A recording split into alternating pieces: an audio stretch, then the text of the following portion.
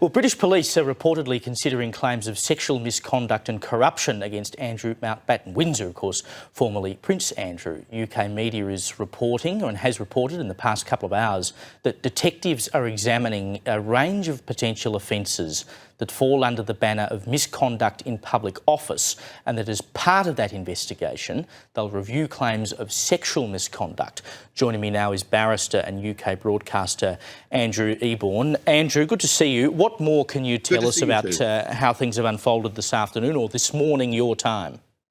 Well, it's a seismic moment in British history. It's the first time in 400 years that a royal was arrested on the 19th of February 2026. It was Andrew, the former Prince Andrew's 66th birthday. And what happened, Thames Valley Police, they're now making a public appeal for more witnesses to come forward, and not just about sexual misconduct, corruption, but also about leaking these secrets. And as I say, he's gone from sort of Falklands hero to a suspect in one of the most serious offences in British law. And just to unpack what it means, a misconduct in public office, what it is, it's a common law offence. And it says that if you willfully misconduct yourself to such a degree that basically there's an abuse of public trust without reasonable excuse. And I can tell you that the penalty for that is really, really high. It's a life imprisonment, the maximum penalty. So it's extremely serious. The other thing I should point out is under English law, we have to be very careful of contempt of court. So nothing must prejudice a trial. We have to work on the basis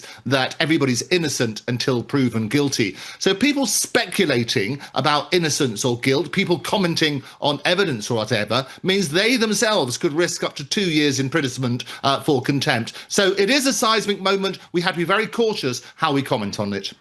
Indeed. The central sex allegation here is about a woman who was taken back to his home. Is that correct? You got any more detail on that?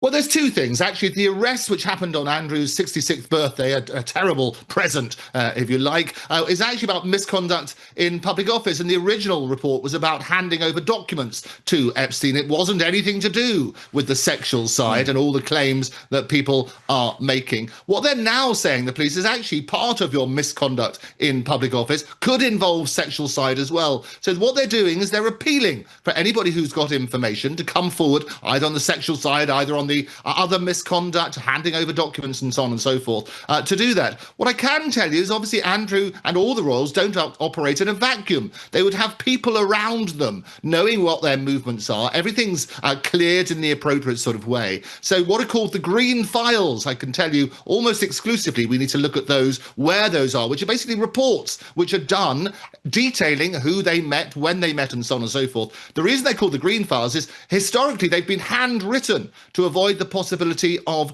links and links and leaks, if you like, links being put out in the public and the digital domain.